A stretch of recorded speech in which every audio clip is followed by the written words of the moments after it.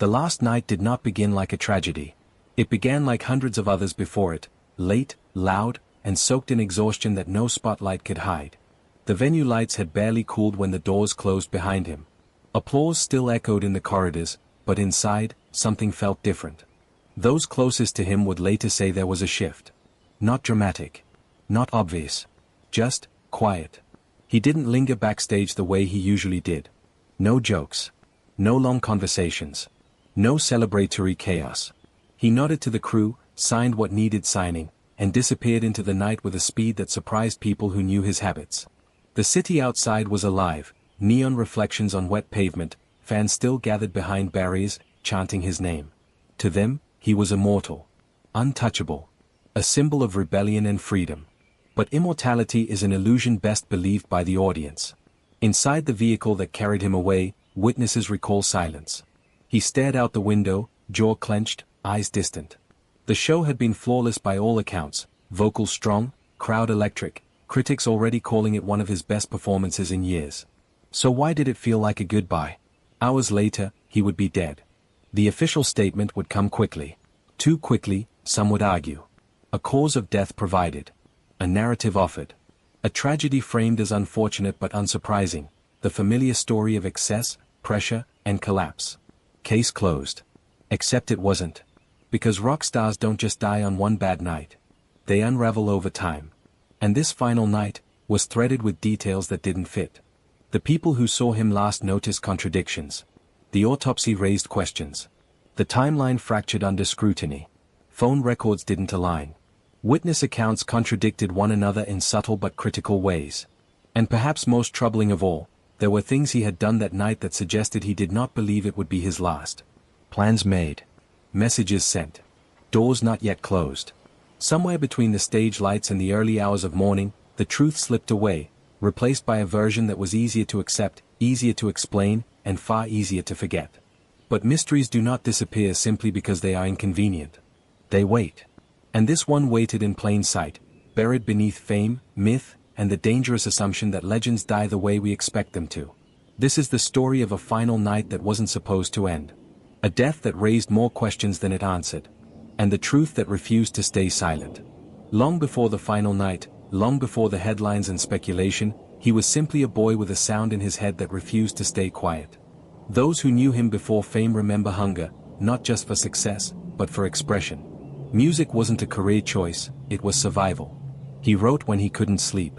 Played when he couldn't speak. The guitar became a language for everything he didn't know how to say out loud. Fame came fast. Faster than anyone expected. One record turned into two. Two turned into sold-out tours. Suddenly, the quiet kid from nowhere was the voice of a generation, raw, defiant, painfully honest. Critics praised his authenticity. Fans clung to his lyrics like confessionals. He sang what they felt but couldn't articulate. But authenticity is expensive. As his public image hardened into something iconic, the private man began to fracture. The schedule was relentless. Interviews blurred together. Expectations multiplied. Every album had to be better than the last. Every show had to feel transcendent. And he delivered, even when it cost him. Friends noticed the shifts long before the public did. Exhaustion masked as intensity. Isolation disguised as independence. He began withdrawing between tours, disappearing into hotel rooms for days, emerging only when duty demanded it. He hated the word idol. He once told a close friend that being placed on a pedestal felt like being buried alive, admired, but trapped. That quote would resurface after his death, reframed as foreshadowing. But at the time, no one treated it that way. The weeks leading up to the final night were particularly heavy. The tour schedule had been brutal. Back-to-back cities. Minimal rest. Public appearances stacked on rehearsals. His body was running on muscle memory and adrenaline. Yet something else was happening beneath the surface. He had begun reaching out, quietly. Old friends. Former collaborators. People from earlier chapters of his life. Conversations weren't dramatic, but they were intentional. Reflective. Forward-looking. He talked about slowing down. About changing direction. About stepping away, even briefly, to breathe. That matters. Because people who intend to end their lives don't usually make plans for tomorrow. Management disputes were also brewing. Financial pressure. creative control battles. Contracts that felt increasingly suffocating. Those close to him described him as torn, grateful for success, but resentful of the machinery surrounding it. Still, on stage, none of that showed. The final performance was electric. Confident. Controlled. If anything, he looked stronger than he had in months. No slurred words. No visible distress. No mistakes. Which is why what happened later made so little sense. Backstage footage shows him laughing briefly with a crew member. Signing a guitar. Thanking someone for their work. Normal interactions. Human moments. Nothing about them screamed last night. But hindsight has a way of re-editing memory. In the early hours after the show, after the crowd dispersed and the city quieted, the rock star vanished into private space, the place where the public image ends and the real person remains. And it is there, away from cameras and cheers, that the story fractures. Because what happened next has never been fully agreed upon. And every version tells a different truth. Fame does not arrive gently. It crashes into a person's life, rearranging priorities, relationships, and identity faster than the mind can adapt. For him, success came with a velocity that left little room for reflection. One moment he was fighting to be heard, the next, millions were listening. At first, the attention felt validating. Affirming. Proof that the struggle meant something. But validation has a shadow. When applause becomes constant, silence begins to feel like failure. When expectation becomes routine, rest feels undeserved.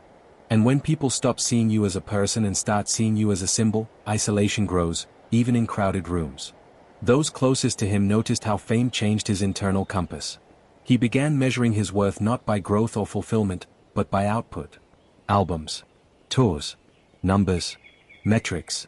Every creative decision felt like it carried the weight of an invisible scoreboard. He once described it as running on a treadmill that only speeds up. The industry reinforced that feeling. Success was rewarded, but only if it could be repeated. Evolution was encouraged, but only within safe boundaries. Risk was celebrated rhetorically, but punished financially. Slowly, subtly, control slipped away. Psychologists later described his situation as a textbook case of identity compression. When a public persona grows larger than the private self, the individual begins to shrink inward. Emotional expression becomes transactional. Vulnerability becomes a liability. Authenticity becomes curated. And yet, his art remained honest. That was the contradiction that tore at him. He could write about pain, fear, and doubt, but rarely speak about it plainly. Fans felt close to him, but few truly knew him. He gave everything on stage, then returned to quiet rooms where the noise inside his head had nowhere to go. This is where misunderstanding often begins. Outsiders mistake introspection for despair. Withdrawal for collapse. Silence for surrender. But introspection can also mean reckoning. In the months before his death, he was not unraveling, he was evaluating. Questioning the life he had built. Examining whether success had delivered what it promised. He spoke about redefining happiness. About separating creation from consumption. About reclaiming space where art existed without obligation. Those conversations matter. Because they suggest intention, not escape. He was not speaking like a man preparing to disappear. He was speaking like someone trying to renegotiate his relationship with the world. And that process is dangerous in its own way. When people begin changing direction, they unsettle systems that depend on predictability. When they start pulling inward, others interpret it as instability. When they slow down, they are accused of losing momentum. Misinterpretation breeds distance. Distance breeds silence. And silence breeds assumptions. By the time the final night arrived, he was carrying an internal weight that few could see clearly. Not because it was hidden, but because no one was trained to look beyond the surface narrative of fame. This psychological landscape reframes everything that follows. The final hours. The official explanation. The rush to conclude. They did not happen in a vacuum. They happened at the intersection of a human being trying to reclaim control, and a system uncomfortable with uncertainty. The final hours of his life unfolded in a narrow window of time, a stretch so short it should have been easy to reconstruct. Instead, it became the most contested part of the case. After leaving the venue, he did not go directly where officials later claimed he did. That much became clear once witness statements were compared side by side. Some said he returned alone. Others insisted he wasn't alone at all. A third group remembered seeing him with people who were never officially acknowledged. The discrepancies were small, minutes here, faces there, but in investigations, minutes matter. What is known is this: sometime after midnight, he entered a private space where the public version of him disappeared. No cameras. No crowds. Just a handful of people whose accounts would later collide rather than align. Phone records added to the confusion. Messages were sent from his device after the time authorities initially estimated his death. Short, casual messages. Nothing dramatic. Nothing alarming. The kind of communication that suggests continuity, not crisis.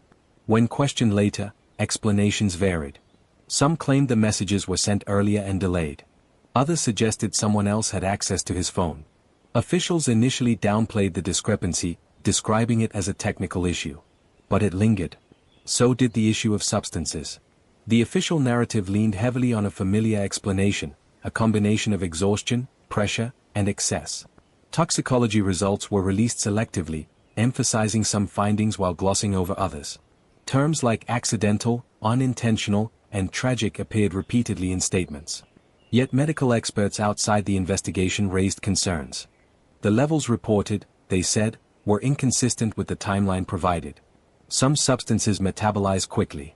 Others do not. The sequence mattered, and the sequence did not add up cleanly. Witness behavior raised further questions. One individual changed their account twice. Another declined further interviews altogether. A third insisted their statement had been misrepresented in official summaries.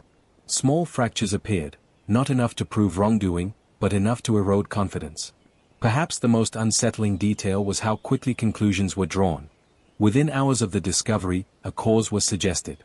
Within days, it was accepted publicly. Within weeks, the narrative hardened. That speed unsettled those who knew him best. Because the man they knew was careful, controlled, acutely aware of his limits, especially after years under scrutiny. He had survived temptations before. He had walked away from darker moments. Why now? Why on a night that showed no signs of collapse? Why after making plans, sending messages, and discussing the future? The final hours, instead of offering clarity, raised more questions than any other part of the case. Who was with him? What exactly happened in that private space? Why does the timeline resist alignment? And most importantly, why was the case closed before those questions were fully answered? The autopsy was supposed to end the questions. Instead, it multiplied them. Within days of his death, officials released a brief summary that framed the outcome in calm, definitive language. The cause was described as clear. The manner, accidental. The tone, reassuring, as if the case could be neatly folded and placed on a shelf. But behind the scenes, the report was anything but simple. The full findings were not released at once. Sections were summarized instead of published. Technical language replaced specifics. Certain measurements were omitted entirely from public documents. For a figure whose life had been dissected endlessly in the media, the restraint felt unusual. Medical professionals who reviewed the limited information began to raise quiet concerns. The condition of the body suggested a shorter survival window than the timeline authorities were promoting. Certain physical indicators pointed to a sequence of events that didn't quite match the official version. There were questions about when specific substances entered his system, and in what order. Timing mattered. Because if those substances were introduced earlier, one narrative emerged. If later, an entirely different picture formed. Yet that distinction was never clarified publicly. The media, meanwhile, moved fast. Headlines appeared within hours, repeating the official explanation almost word for word. Commentary pieces followed, framing the death as a tragic but predictable end to a turbulent life. Old stories were resurfaced. Past struggles were repackaged as foreshadowing. The framing was subtle but powerful. This wasn't an investigation anymore. It was a conclusion. Those closest to him noticed it immediately. Friends described being discouraged from asking questions. Family members said they felt pressured to accept the explanation for the sake of closure. Requests for independent examinations were delayed. Legal language replaced human conversation. One source later described the atmosphere as controlled calm. Not hostile. Not aggressive. Just firm. As if reopening the case would create more problems than it would solve. There were also inconsistencies between the autopsy summary and witness statements.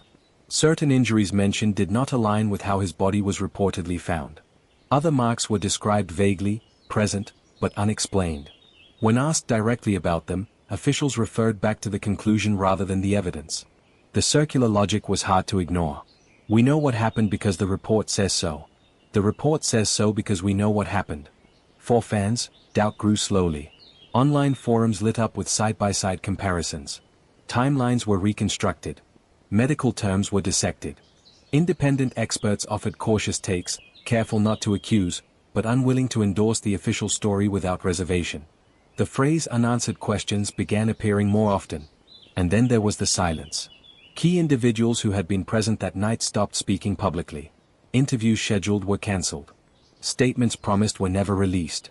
The investigation, technically complete, drifted out of public view. What replaced it was narrative. A story that felt familiar, comfortable, easy to digest. But comfort, in cases like this, can be misleading. Because when deaths are explained too quickly, it often means something else is being avoided, not necessarily a crime, but complexity. Uncertainty. The uncomfortable truth that not everything fits. By the end of part 4, one thing was clear. The autopsy did not close the case. It closed the conversation. And for many, that felt like the real loss. The first story told after a death is rarely the most accurate. It is simply the fastest. In the hours following his passing, reporters raced not to understand, but to frame. Speed mattered more than nuance. Familiar angles were favored over uncomfortable questions. The result was a narrative that felt complete before the facts had time to settle. This is how mythology begins, not with lies, but with shortcuts. Journalists relied heavily on press releases and unnamed sources. Phrases like long battle, inner demons, and tragic inevitability appeared repeatedly across outlets, often word for word. What started as cautious speculation quickly solidified into assumed context. Repetition did the rest. Once an idea appears often enough, it no longer needs evidence. It becomes background noise, accepted, unexamined, and rarely challenged. Within days, his death was no longer a mystery, it was a morality tale. And morality tales are comforting. They give audiences a reason, a lesson, a way to distance themselves from the discomfort of uncertainty. If his death could be explained as the inevitable consequence of a chaotic life, then it required no further interrogation. But this explanation came at a cost. It flattened him. Complexity was erased in favor of archetype. Contradictions were edited out. His discipline, his plans, his moments of clarity, all quietly removed from the frame. What remained was a simplified version of a man who fit the ending we expected. Visual media amplified this effect. Footage was selected carefully. Moments of intensity, exhaustion, vulnerability. Rarely were images shown of calm, control, or routine. The subconscious message was clear, this ending had been coming. But media narratives don't just inform. They influence. Once the public accepted the story, pressure mounted against deviation. Outlets that asked harder questions risked appearing insensitive. Commentators who hesitated were accused of denial.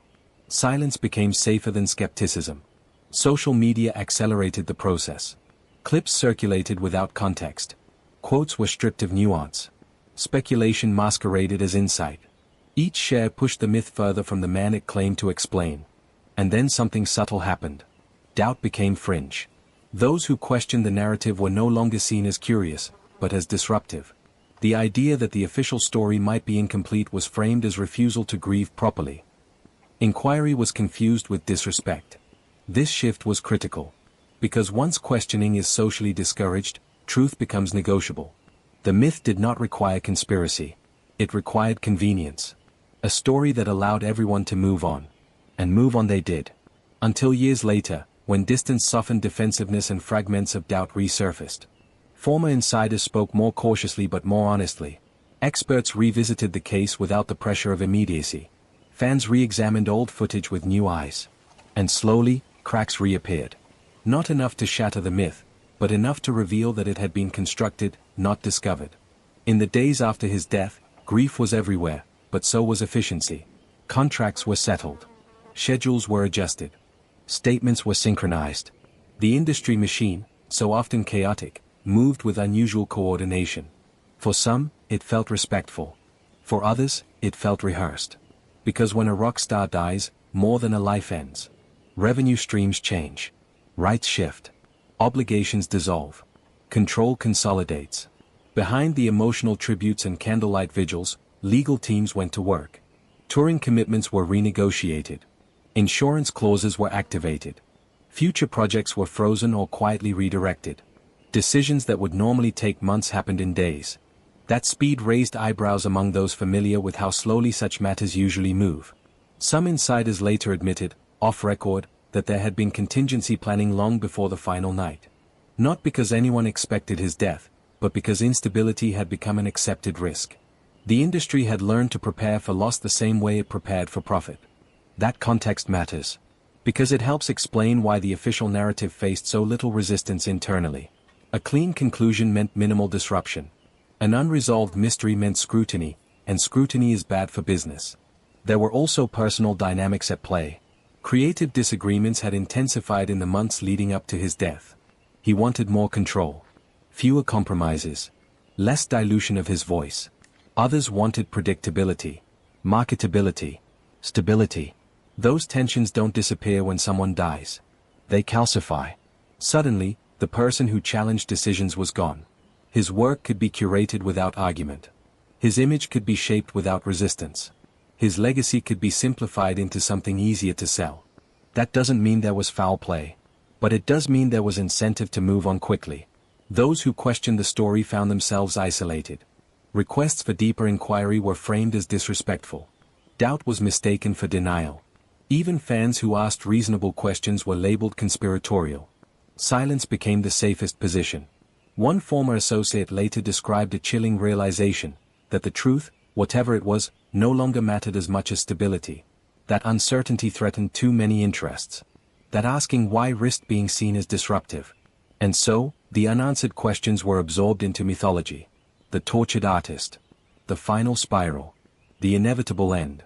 It was a narrative people recognized, and recognition breeds acceptance. The public moved on. New stars rose. The news cycle shifted. But not everyone forgot. Years later, fragments of doubt still surface. Former insiders hint at things they never felt right about. Experts still note inconsistencies. Fans still return to the timeline, hoping something was missed. Because when a story is wrapped too neatly, it invites suspicion. And when silence is enforced, gently, politely, professionally, it often hides something fragile underneath. By the end of part 5, one truth emerges clearly. The question was never just how he died. It was why no one seemed willing to slow down long enough to be sure. When official explanations leave gaps, people instinctively try to fill them. In the absence of clarity, imagination steps in, sometimes gently, sometimes recklessly. In this case, the vacuum left by unanswered questions became fertile ground for theories of every kind. Some were thoughtful. Some were emotional. Some were extreme.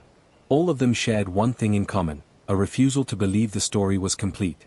Online communities began reconstructing the final night in obsessive detail. Timelines were mapped down to the minute. Audio clips were slowed. Photographs were enhanced. Every inconsistency, no matter how small, was catalogued and debated. But speculation is a double-edged blade. On one side, it keeps curiosity alive. On the other, it blurs the boundary between what is possible and what is provable. One popular theory suggested outside involvement, not necessarily a crime, but interference.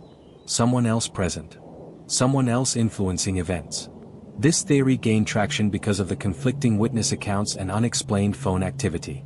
Yet when examined closely, it struggled under scrutiny. No definitive physical evidence supported it. No verified third-party presence could be established beyond conjecture. Another theory focused on deliberate concealment, that key details were withheld to protect reputations or financial interests. This idea resonated with those aware of how institutions manage risk. It didn't require malice, only pragmatism. And here, the theory held more weight. Not because it proved wrongdoing, but because selective disclosure is common in high-profile cases. Information control does not equal guilt, but it does shape perception. The absence of transparency creates room for interpretation, even when intentions are benign. A third theory leaned heavily into symbolism, that his art predicted his end. Lyrics were treated as prophecy. Album themes were reinterpreted as premonition. Fans searched for hidden messages that might explain everything. This theory was emotionally powerful, and logically fragile. Artists often explore darkness without intending to inhabit it. Retrofitting meaning onto creative work after tragedy risks misunderstanding the very nature of expression. Art reflects possibility, not destiny. When experts stepped in, a quieter truth emerged. Most theories collapsed under the weight of assumption. What remained were not revelations, but questions rooted in evidence rather than imagination. Why were timelines inconsistent? Why were certain details omitted rather than clarified? Why was the case closed without independent review? These questions did not require extraordinary explanations. They required patience. The truth, it seemed, lived somewhere unremarkable and unresolved, not dramatic enough for headlines, not clean enough for closure. A space where uncertainty existed without villainy. And that possibility unsettled people the most. Because humans crave endings. We want stories to resolve. We want causes and conclusions to align. We want loss to make sense. But sometimes, the most honest answer is incomplete. And in this case, the most responsible position was not belief, but restraint. To acknowledge what we know. To admit what we don't. And to resist the temptation to replace uncertainty with comfort. Long after the headlines faded, long after the flowers outside the venue withered and disappeared, his voice remained. Not in interviews. Not in official statements. But in the songs. Fans began listening differently. Lyrics once celebrated as poetic rebellion now sounded like confessions. Lines that had felt abstract suddenly felt personal. Verses were replayed, slowed down, dissected, not to romanticize his death, but to understand his life. And the more people listened, the clearer it became. This was not the voice of a man who had given up. It was the voice of someone still wrestling. Still searching. Still imagining a future that looked different from the one he was trapped inside. That contradiction sits at the heart of the mystery. Because legacies are not built by endings alone, they are shaped by intention. And everything surrounding his final days suggested intention toward continuation, not collapse. In the years that followed, documentaries were produced. Biographies written. Tribute albums released. Each told a version of the story. Some leaned into tragedy. Others into cautionary tale. Very few slowed down enough to confront the uncomfortable middle ground, the space where certainty dissolves. The questions never disappeared. They simply became quieter. Why were certain details never clarified? Why did timelines remain blurred? Why did official explanations resist independent review? These questions are not accusations. They are acknowledgments that truth is sometimes messier than the stories we prefer to tell. For his family, closure came without answers. For fans, acceptance came without certainty. And for the industry, stability returned, built atop a narrative that no longer invited disruption. But something important was lost in that process. Complexity. Because his life was complex. His art was complex. And his death deserved the same honesty. Instead, it was simplified. Reduced to a cautionary headline rather than examined as a human story shaped by pressure, expectation, and systems larger than one person. Systems that elevate talent but rarely protect the people inside them. Not all impact is loud. Some change happens quietly, behind closed doors, in internal memos, in conversations that never make headlines. The death of a rock star like this did not spark public reform or sweeping declarations. But it left fingerprints. Within the industry, small adjustments began to appear. Touring schedules were re-evaluated. Mental health clauses started appearing more frequently in contracts, vague at first, optional, easy to ignore. But they existed. That alone marked a shift.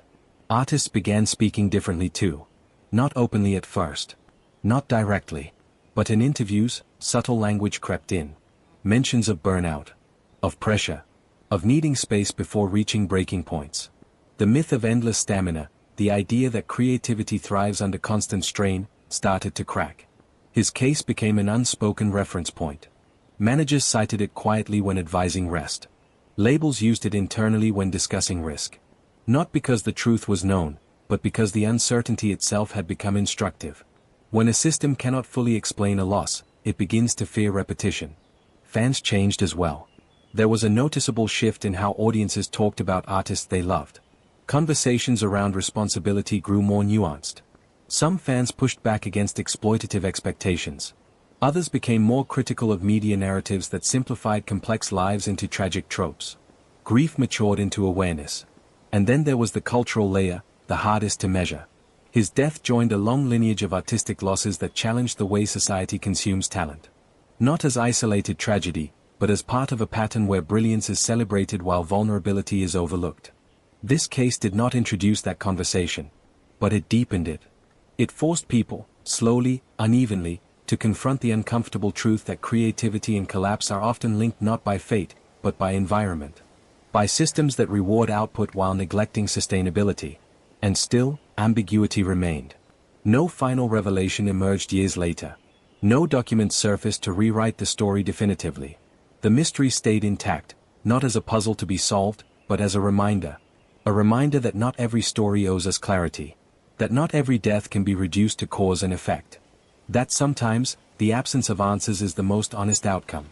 His legacy, then, is not defined by how he died, but by what his death exposed. The limits of certainty. The danger of convenience. The cost of ignoring complexity. And perhaps most importantly, the humanity behind the icon. Today, his influence is undeniable. New artists cite him as inspiration. His sound echoes through generations that never saw him live. His work continues to evolve, not because it was perfect, but because it was real. And perhaps that is the final truth of this case. Not that we will ever know exactly what happened in those final hours, but that the rush to explain it may have prevented us from understanding it. Because some mysteries don't exist to be solved. They exist to remind us to look closer. To question narratives that feel too convenient. To honor lives without flattening them into endings. And to remember that behind every legend is a human being, complicated, conflicted, and unfinished. His final night did not define him. But the way we chose to explain it says a great deal about us. And maybe that is the truth that matters most.